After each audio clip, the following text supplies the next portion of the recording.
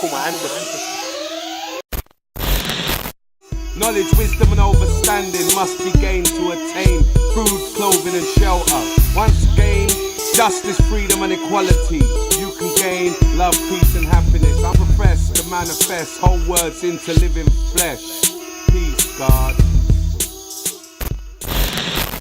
Black Ice TV7, we have the respected, the one and only elder that we should learn and teach our children the information that he has to give and offer for us, because most of our elders are going, but we have an elder that is with us right now and continue to be with us, because I believe he's going to live beyond 100.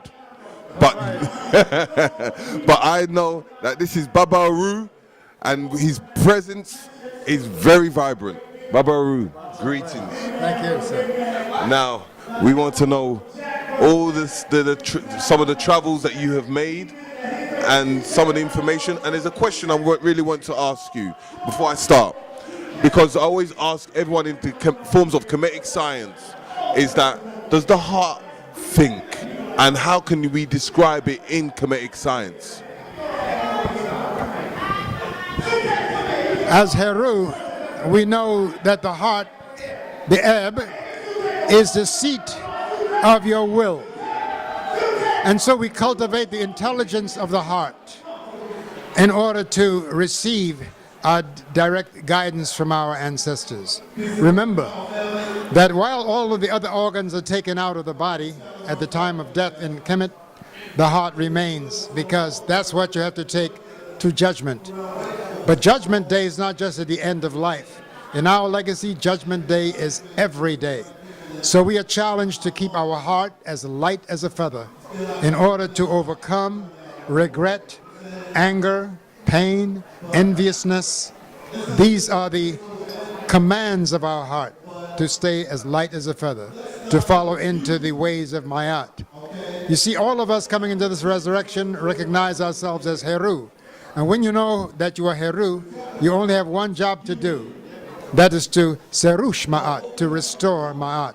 First, in your own being. A lot of us are over acidic because of our diet, so we are out of Ma'at. That's why we cultivate a lot of anger, a lot of jealousy, backbiting, because our bellies are polluted.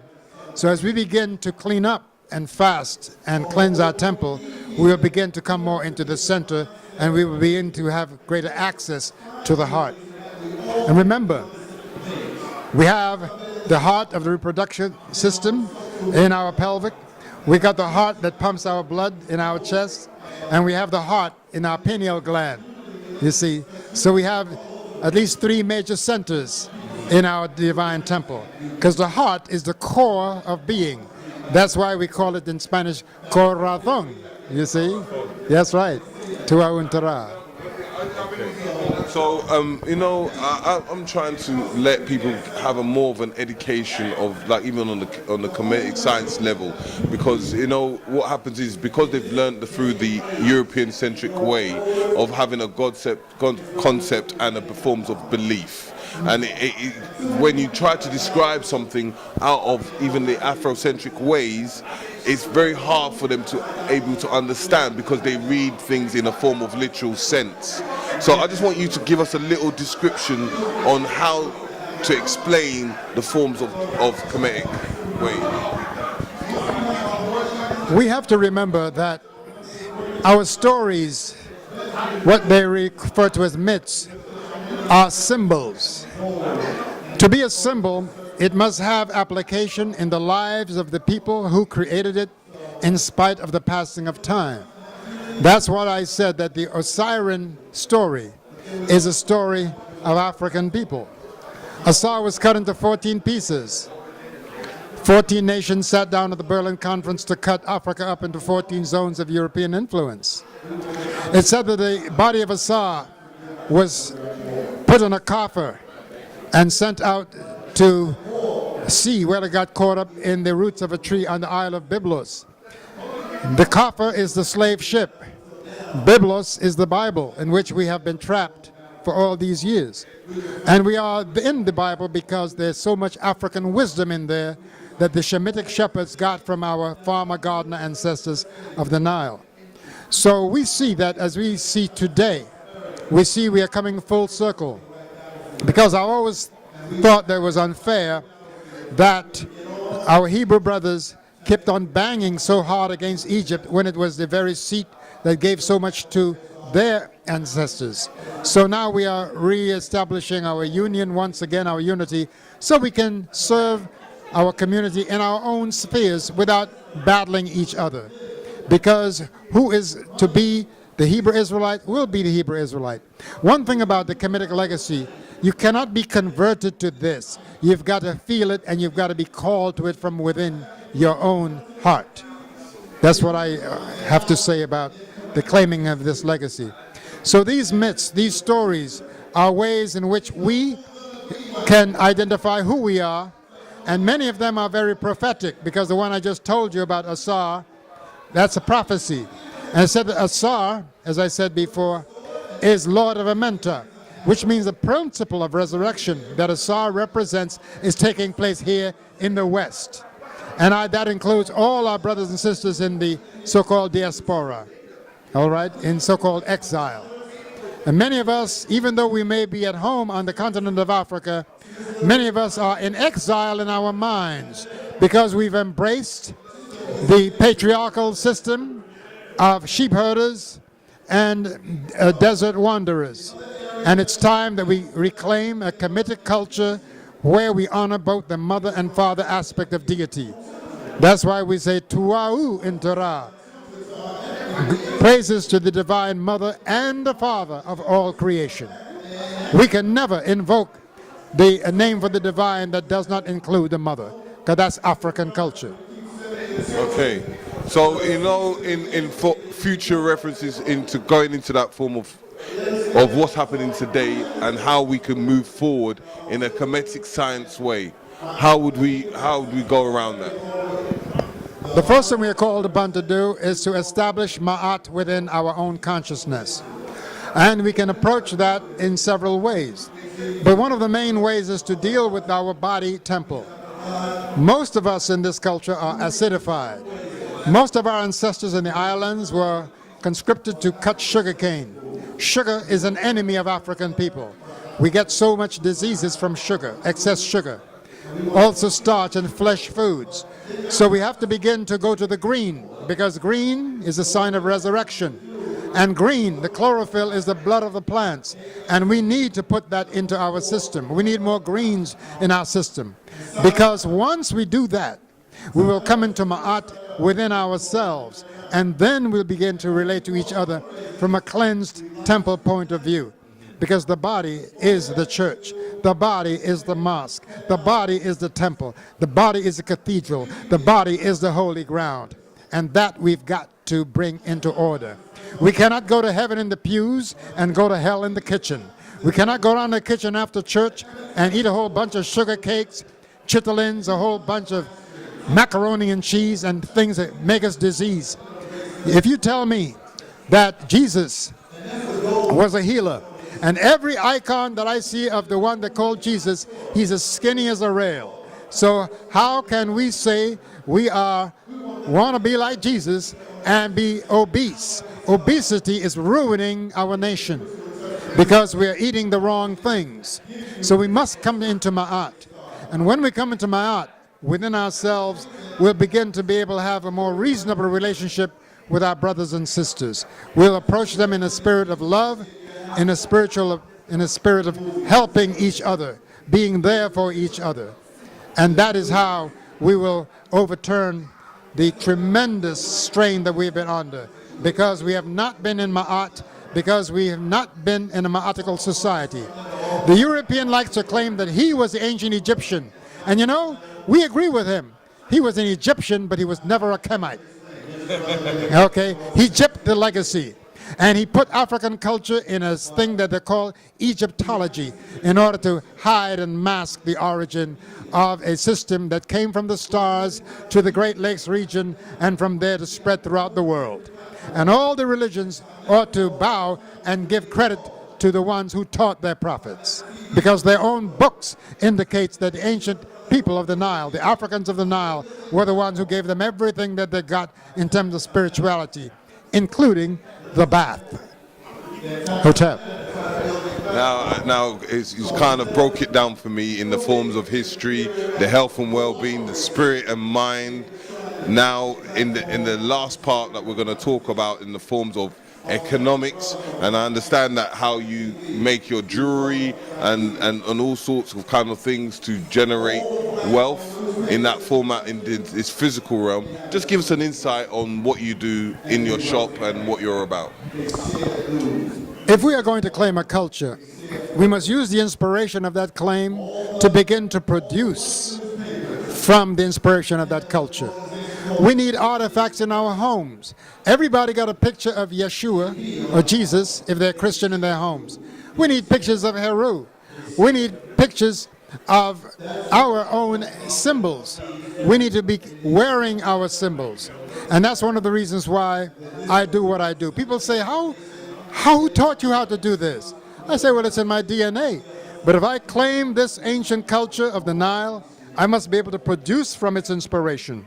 Because when it's all said and done, it's the art that survives. Our art hypnotizes the foreigners to put it in their museums. And I need to say this. As much as the Jewish people harp against ancient Egypt, they contribute more money in all the world's museums that have an Egyptian wing. That Jewish people are the primary financiers of Egyptian artifacts in all the museums of the Western world, because they are very grateful, even though they would not say it out loud, for what the ancient Africans of the Nile has done for their prophets. All right? So again, I think by reclaiming our culture, we would see a great economic bonanza, because we need to have our drapes with lotus and papyrus motifs. We have to lay on our bed that our headboards have the eyes of Heru, so we can watch what we are doing. All right? We ought to have our sisters wearing the eyes of Heru on their ears so they can see what they hear, because a lot of us brothers come with a lot of stories to our women. So our women need to be aware to them into their ears. So that's why I make the eyes of Heru as earrings and so on. Another thing, we get married. We go to the people who enslaved our ancestors and busted up our families to get the wedding band. That has to stop. Come to the studio Pata. I will make your rings. I've had many, over the years, many apprentices who are out there doing work. So we must begin to feed our own economic regeneration and stop buying the brand names of ex-enslavers in order to consider ourselves as having fashion. What we do is more function than fashion. All right? And we don't call it jewelry, we call it joy ari. Joy ari is a Nubiphonic term, a Smaitawi term, which means to do, to make, or to create joy. So I joined the English word joy to the Matuneto word ari, which means to do, to make, or to create. So we do, we make, and we create joy. Because when I make things for my brothers and sisters, they be screaming and hollering and praising the Most High that they have found the artifacts of our culture being made by their own people, not by those who have captured our land in the land now miscalled Egypt, people making artifacts that their religion forbids them to be making. But because they get a lot of bakshish from the tourists from copying our legacy, even though their religion is against it, that's what they do. So we should begin to own our culture by creating from the inspiration of our culture. Thank you, Baaba Heru. But I want you to do me one more favor. I want you to say Black Ice TV7 to me. What do you want me to say? Black Ice TV7. Black Ice TV7? Yeah. I don't know if we had a word for ice in Kemet, because I don't know that we had ice there. Let's just use dust. Let's say come. Let's say come ta. Okay, that's that's Black Earth. That's what I know about. Okay, Black Earth 7. Right, Black Earth 7, because ice grows on the earth. So the TV is nature. So that's our screen. Okay, So Black Ice TV. Okay, I would say Chem TV. All right, that's it. thank you. Black Eyes TV 7 here in the United States of America at the Unity Conference here with the father, my spiritual father, bringing bare information, Mr. Smalls. Yeah, talk to us, brother, about why you're here, why you're supporting the day, and then I'm gonna ask you a bit about spirituality and the importance of it as black people. Absolutely. I'm here today at this Unity rally called by Sonetta TV with my sister Claudia from Ghana. Hello, everybody. Peace and love. And, you know, unity is an absolute must. All organisms in nature tend to want to unite. When an organism does not unite, it dissipates and it dies. So us being here together from the Hebrew community, the Kemetic community, the Christian community, the Muslim community, the traditional African spiritual community, and coming together around our different political views and ideas is essential, important, and fantastic, because it's been an absolutely beautiful day all day long. You know, spirituality is reality. And so when you think of African spirituality, you're thinking of the African human being relationship to nature and the rest of what's in nature and the relationship of everything else in nature to them. And so the understanding and the practicing of that is what we call spirituality, you know. And really we should call it our African sacred science, because that's what it is. Bruv, one of the things that we ask a lot of scholars is, according to Kemetic science, does the heart think? Yeah, according to Kemetic science, does the heart think? The heart think. Well, I try never to get caught up into esoteric kinds of stuff, because in African culture, Kemetic science is only one small aspect of African culture. It is one time in history when we expressed ourselves that way. But we were expressing ourselves before Kemet, and we've expressed ourselves since Kemet. The Yoruba, the Akan, the Dogon, the Ewe, the Ga, the Fan, and so forth.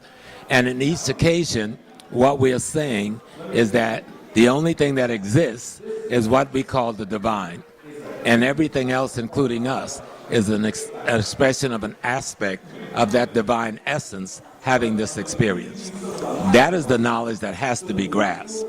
That I don't exist as a separate thing apart from creation. I exist as an integral part of creation. Creation cannot exist without me, and I cannot exist without it. That's African culture. That's spiritual science. Yeah, that's blessed. I want to ask you another quick question.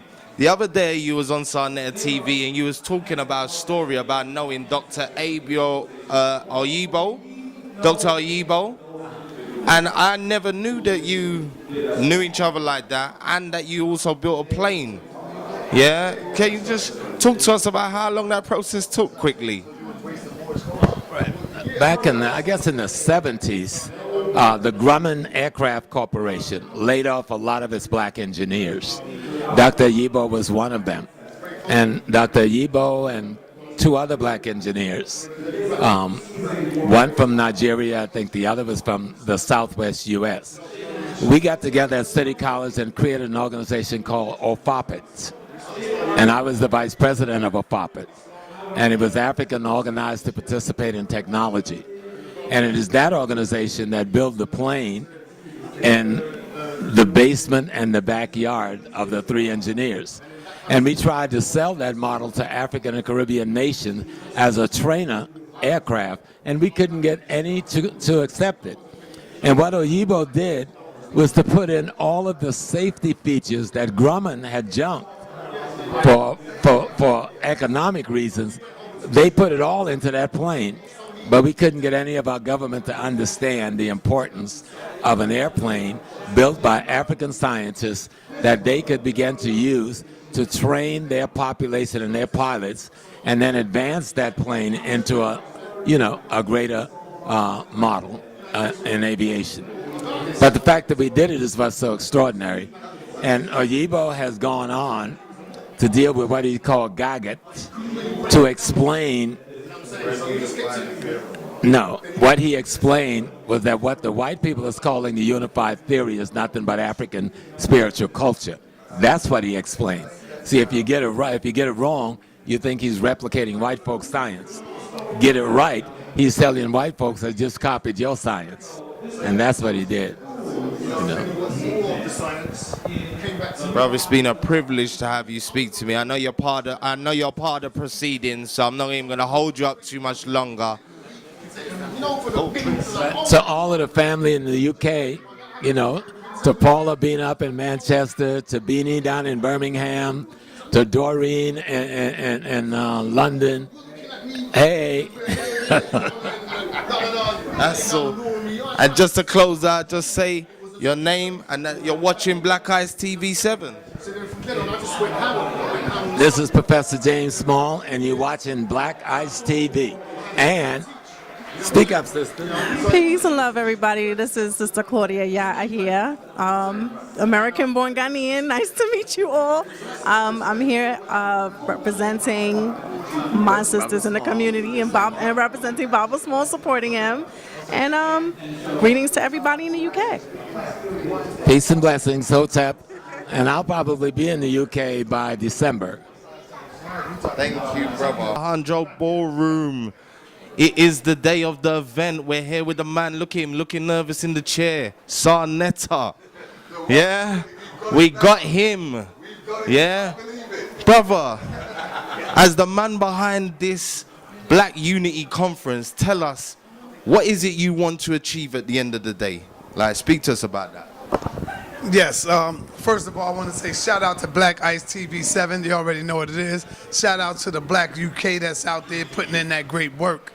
And what I expect to get out of this is to show the people that even though you may see us going at it with the knowledge like y'all seen yesterday, banging with the knowledge, brother, that's how we get it in New York.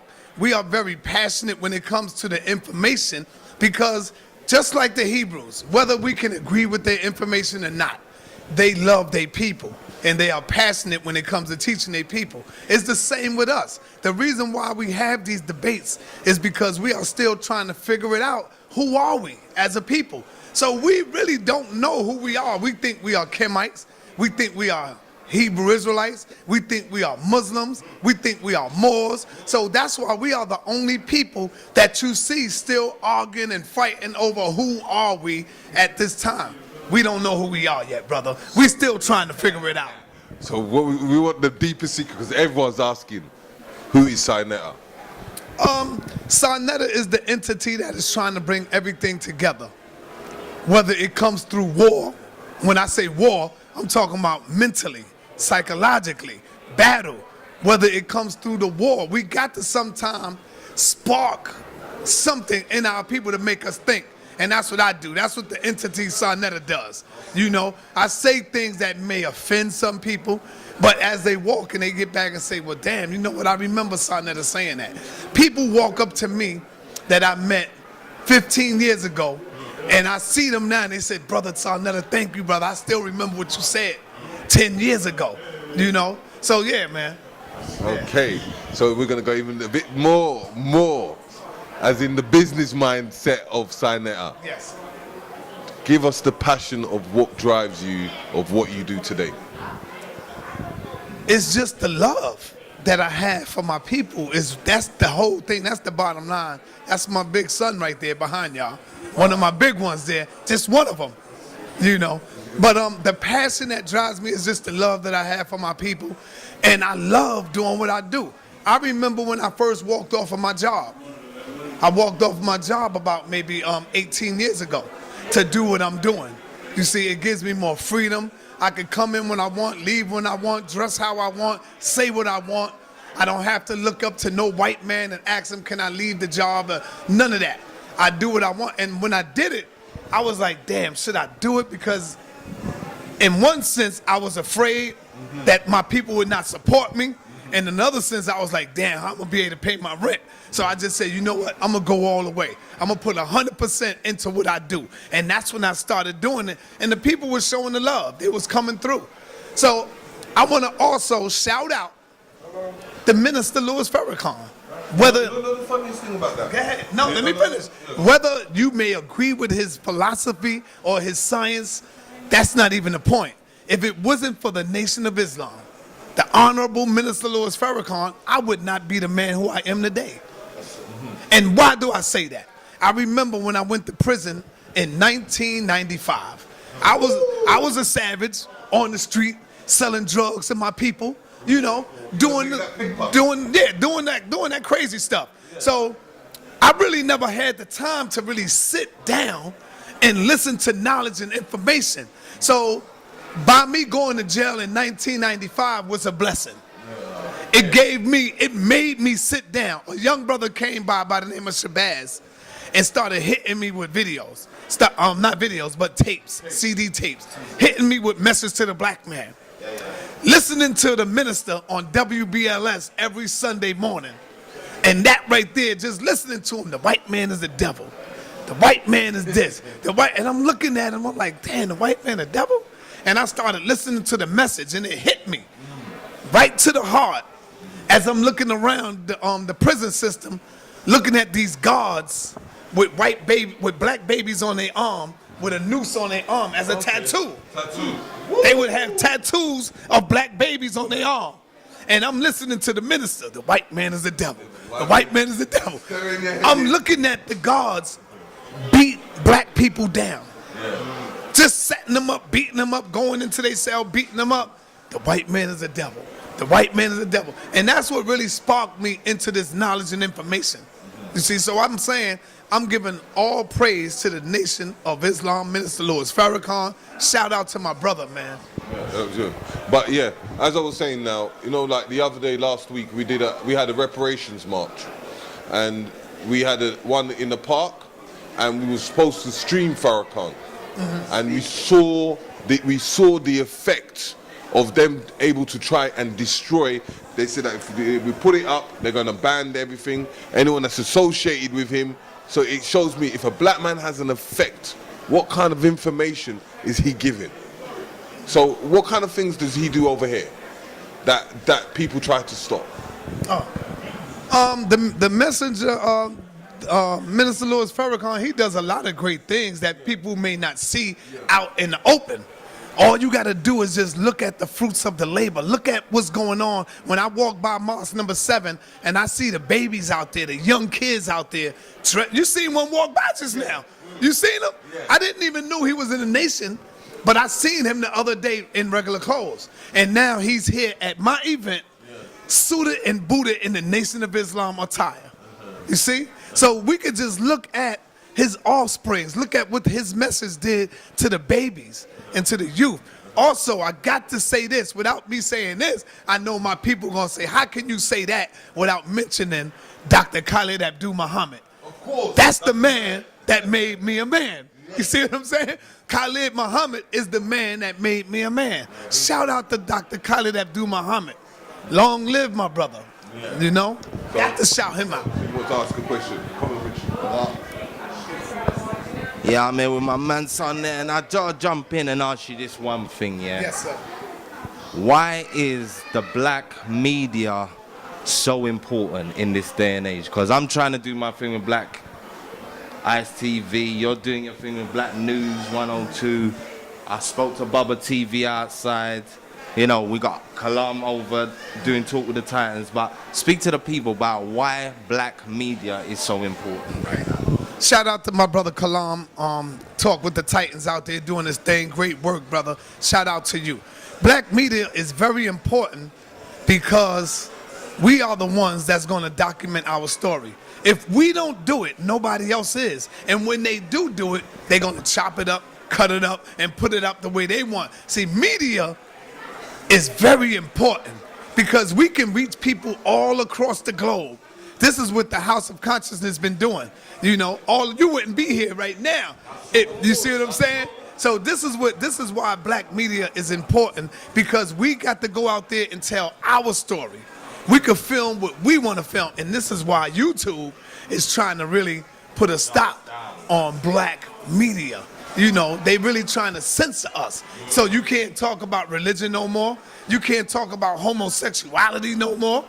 If you do, they censor you. They cut the video off. Monetize the videos, yeah, or they stop you from putting it up full stop or talk about copyright. That's it.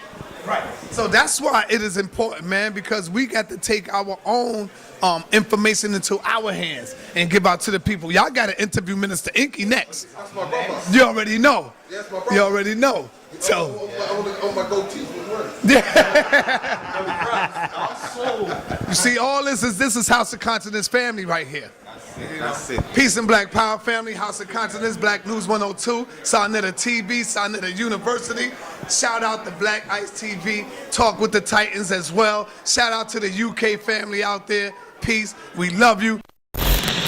I'm Dr. Umar Johnson. We live and direct. I want to give a shout out to Black Ice TV. Make sure you watch it, support it. The news you can use, the information you can use. Youth, Pan-Africanism, economics, family, community. Make sure you support Black Ice TV because Dr. Umar Johnson does. The future's here, the time is now. Back in 96, that Nostradamus alarm saw the future. And the towers done fell. Hey yo, breaker, 911, they lying, son. Not from Starver, son, still one of the livest ones. Andromeda to Perseus, I'm thirstiest. Where emotions are earnest, if the law's merciless. Alakazam, I'm half man, half lamb.